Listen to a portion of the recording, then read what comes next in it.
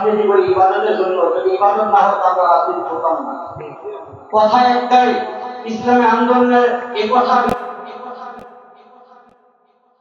এই দেশকে পরিবর্তন করাইতে হবে। আমাদের চলমান হলো এটা, নিজের জীবনের মধ্যে পরিবর্তন ঘটানোর মাধ্যমে এই দেশকে পরিবর্তন করতে হবে। শুধু দেশ পরিবর্তন করার চিন্তা করলে চলবে না, আগে নিজের জীবনকে পরিবর্তন করতে হবে। আমার 3.5 হাত বলির ভিতরে ইসলামকে তুলে দিতে হবে, আমাকে দাঁড়িয়ে রাখতে হবে, ব্যক্তি জীবনে ইসলাম প্রতিষ্ঠা করতে হবে, পারিবারিক জীবনে ইসলাম প্রতিষ্ঠা করতে হবে, সামাজিক জীবনে তারপরে ইসলাম প্রতিষ্ঠা করতে হবে। অনেকের চিন্তা চেতনা এমন থাকতে পারে, আমি নিজে ভালো হব না, সমাজকে ভালো হবে, এরা ভুল ধারণা।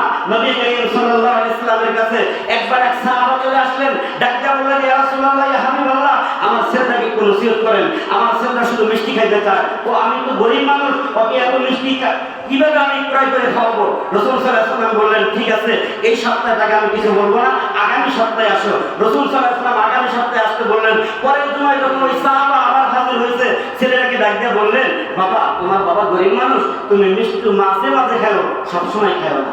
রাসূল সাল্লাল্লাহু আলাইহি ওয়াসাল্লামের ওই সাহাবা জিজ্ঞাসা করলেন, ইয়া রাসূলুল্লাহ, ইয়া হাবিবাল্লাহ, আপনি এই কথা তো ওই জুমাতেই বলতে পারতেন, এরকম এক সপ্তাহ সময় কেন নিলেন?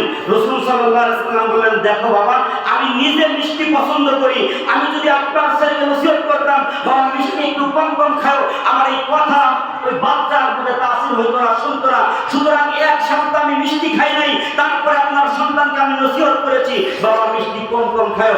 আজকে আমাদের পরিবেশটা এমন হয়েছে, নিজে নামাজ পড়ি না, নামাজের আরেকজনকে দাওয়াত দেই, এই জন্য আমার নামাজের কথা শোনে না। আমি নিজে রোজা রাখি না, আরেকজন রোজার কথা বলি, এই জন্য আমার কথার তাসির হয় না। নিজে ইসলামী রাজনীতি করি না, আরেকজনকে রাজনীতি করার কথা বলি, এই জন্য কথা বলতে তাসির হয় না। এই জন্য ইসলামী আন্দোলনের মূলনীতি কি? নিজের জীবনে, ব্যক্তি জীবনে ইসলাম প্রতিষ্ঠা করে সামাজিক জীবনে ইসলামকে প্রতিষ্ঠা করা। আর এই মূলনীতিকে সামনে রাখতেই চরমনায় বিশ্ব 5টা ওষুধের ব্যবস্থা করছে, চরমনায় মাহফিলের ব্যবস্থা করছে। নিজে দাঁড়িয়ে রাখবে, সমাজকে দাঁড়িয়ে রাখানোর চেষ্টা করবে, নিজে নামাজ পড়বে, আরেকজনকে নামাজের দাওয়াত দিবে। এ ভাই বলেন তো, আজকে ইসলামী আন্দোলন ক্ষমতায় চলে গেল, আজকে খেলাফত কায়েম করে ফেলল। যদি বলে 5 ওয়াক্ত নামাজের টাইমে তো কান বন্ধ করতে হবে, যদি বলে কান বন্ধ থাকবে, সবকিছু বন্ধ থাকবে, পর্দা করতে হবে, অনেক মানুষ জুলুম মনে করবে, কি করবে না? করবে। কিন্তু এদেশের মানুষ যদি সব আল্লাহওয়ালা হয়ে যায়, এদেশের মানুষ যদি সব দ্বীন প্রিয় হয়ে যায়, এদেশের মানুষ যদি 5 ওয়াক্ত নামাজওয়ালা হয়ে যায়, এদেশের মানুষ যদি সব দাড়িওয়ালা হয়ে যায়, এদেশের মানুষ যদি সব খেলাফত প্রেমিক হয়ে যায়, এদেশের মানুষ যদি ইসলাম প্রেমিক হয়ে যায়, তাহলে আইন করলে কি আর জুলুম হবে? জুলুম হবে না।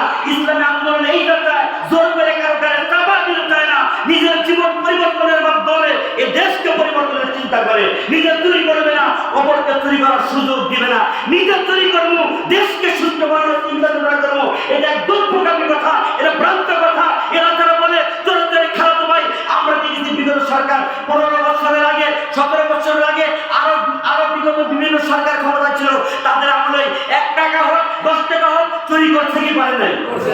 করছে কি পারে নাই? যদি নাই করতো, আজকে তারেক রহমান দেশে আসতে সাহস পায় না। কেন সাহস পায় না? আমরা শুধু আমলিগের বিরোধিতা করবো, আরেকজন যে চোর করে ওটাকে আমরা বলবো না? অবশ্যই বলতে হবে, কথা 2 জনকেই বলতে হবে। চোরে চোরে খালাতো ভাই, এই জন্য তোমাদের মধ্যে কোনো বিভেদ নাই। আজকে শুরু করছো আর এক কথা, যে বিচারের দরকার। তোমাদের নির্বাচনী সব মাঠে থাকবা, সব কথা বলবা, সব কিছু চলবে না। ইসলাম আন্দোলন এটা বিশ্বাস করে না। ইসলাম আন্দোলন বিশ্বাস করে নিজের জীবন পরিবর্তনের মাধ্যমে দেশকে পরিবর্তন করা। আগে আদর্শবান নেতা তৈরি করা। আর আমি নিজেও যদি চুরি করি, এই মন করে কাজ চুরি করবে না, কারণ হাজি সাহেব যদি নিজে ইসলাম না মানে, আর একজনকে কেমনে বলবো তুমি ইসলাম মানে? সুন্দর। যাই হোক, দীর্ঘক্ষণ আলোচনা করছে আমার ভাই মুফতি হাসানুর রহমান হাসান সাহেব, ইমাম সমাজতে নাকি বেরোডিয়া। আসলে এখন আপনাদের সামনে গুরুত্বপূর্ণ নসিহত পেশ করবেন এবং ইসলামের রাজনীতি সম্পর্কে দিক নির্দেশনা প্রদান করবেন শাহজালাল ইউনিয়নের কৃতি সন্তান